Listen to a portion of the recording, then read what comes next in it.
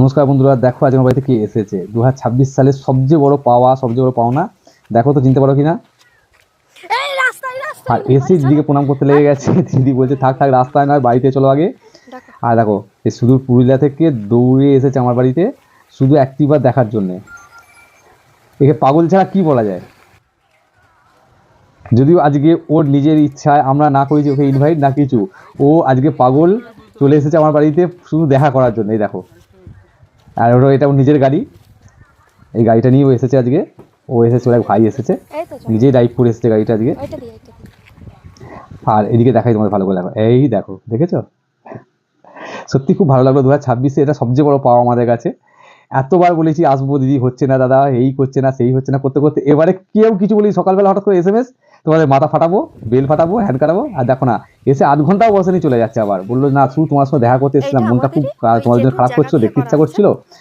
আর তাই চলে এলাম। তোমার লাইভ করছো না এখন, লাইভে তোমার সাথে কথা হচ্ছে না, তাই এলাম দেখতে এলাম যে তোমরা অরিজিনালি কেমন আছো, কেন লাইভ করছো না, কি কারণে লাইভ করছো না। এই কারণটাকে যাচাই করার জন্য সুদূর পুরুলিয়া থেকে এতক্ষণ এত ঘন্টা গাড়ি চালিয়ে আমার বাড়িতে এসেছে এই পাগলটা।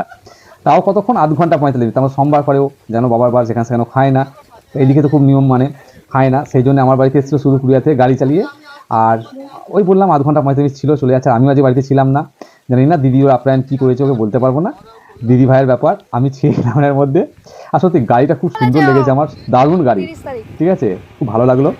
আজ হোক খ্যাপাটা আবার আসবে আমার বাড়িতে 29 তারিখ, 29শে মার্চ, আমার ছেলে পৈতে উপলক্ষে। সেদিন সবাই আসবে, ও আসবে, আমার বোনটা আসবে, ভাগনা ভাগ্নি আসবে, সব আসবে, সবাইকে ইনভাইট করা আছে। যাক খুব ভালো লাগলো। আর খ্যাপা ভাইটা চললো আবার, যাক সাবধানে যাক, সাবধানে পৌঁছে যেতে বললাম। আর বলেছি পৌঁছেকে ফোন করে অবশ্যই জানাবে। আর সঙ্গে আমাকে ভিডিও কলে কন্টিনিউ যোগাযোগ রেখেছিল, দাদা তুমি নেই, খুব খারাপ লাগছে, আমি ভেবেছিলাম তুমি থাকবে। সকালবেলা আমাকে কামাই করতে বলেছে, কামাই করা যায় বলো এই সময় অফিসে? আর কদিন পর আমি অফিস থেকে ছুটি নেবো। দুর্গা দুর্গা, সাবধানে এসো। যাই হোক, ভিডিওটা আমি এখানে শেষ করলাম। আর তোমরা ভালো থেকো, সুস্থ।